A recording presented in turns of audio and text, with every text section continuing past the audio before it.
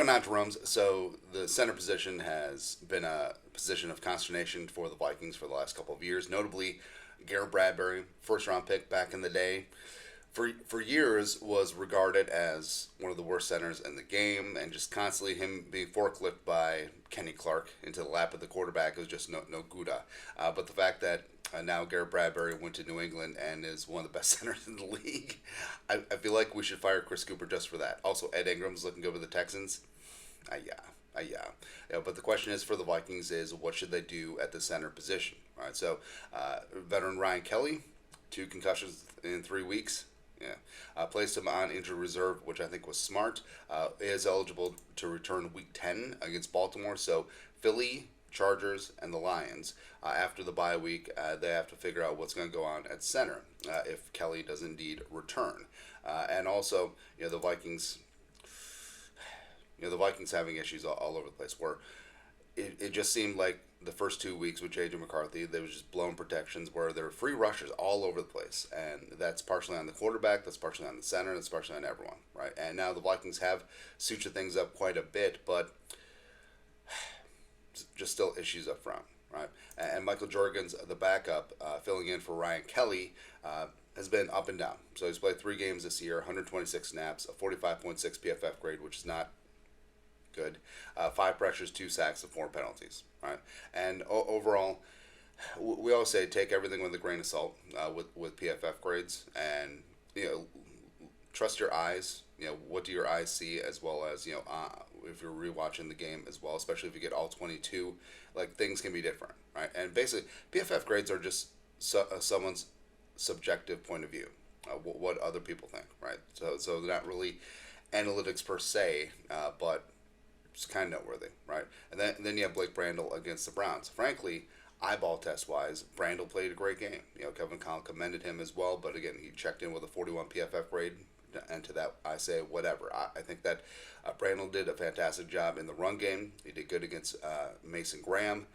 Malik Collins, maybe not so much. Yeah, but 65 snaps, 2 pressures, 1 sack, 1 penalty. The penalty that wiped out a nice Jordan Mason run was absolute foobar, by the way, so it's whatever there. But I honestly think in just some weird universe, like maybe center is the position that Blake Brandel's meant to play. And even though he never played a down of it in the NFL, in preseason or regular season, or in college, probably not even high school, maybe that's where he's supposed to be, right? And the Vikings right now.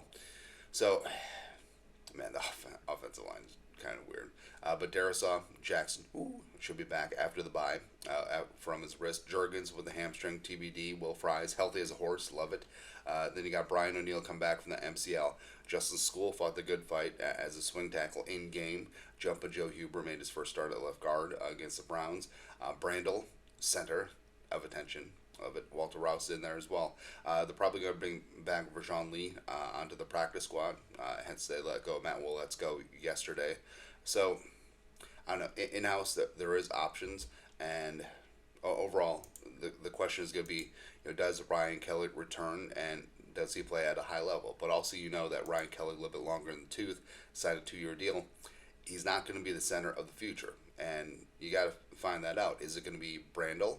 Is it going to be Jurgens, or should Kwesi make one of his patented trade deadline moves, which I would kind of be okay with, because since the Ravens are sort of selling, I mean, Tyler Linderbaum is one of the best young centers in the game, the pride of Iowa, and Linderbaum, so they had to decline his 5th-year option because it would have been like $22 million bucks. But he is eligible for a long-term deal. So the Ravens may be like, we don't want to pay it. And then the Vikings be like, give it to me, baby. Jackson Powers Johnson, former 2nd-round pick out of Oregon. It's a new regime with the Raiders. And if they don't think that he's going to be part of the future, as well as former gopher John Michael Schmitz, where sort of uneven performance thus far. But also the Giants are sort of in free fall. So maybe if and when they lose on Thursday, could be a spot where they start becoming sellers before the deadline. It's possible. So especially with Linderbaum, because if you're looking for the center of the future, Kwesi F them picks. Oh no, we didn't load the graphic. Yeah. Anyways, it was supposed to be the Kwesi F them picks graphic. Yeah. Anyways, but of course, trades are sort of pie in the sky, but you never know with Kwesi, man. But basically, Ryan Kelly, fully healthy, good to go. Should be good in a couple weeks. But also, I don't know, even when Jurgens gets healthy, I would honestly roll with Brandel at center. As weird as that sounds, just still have Jurgens be the backup. Jurgens still has guard and tackle experience from college, so just use him as the swing backup. Have Brandel at center and Donovan Jackson at left guard when he's back and healthy. Will Fry's right guard, and I don't know, school Rouse at right tackle until O'Neal gets back.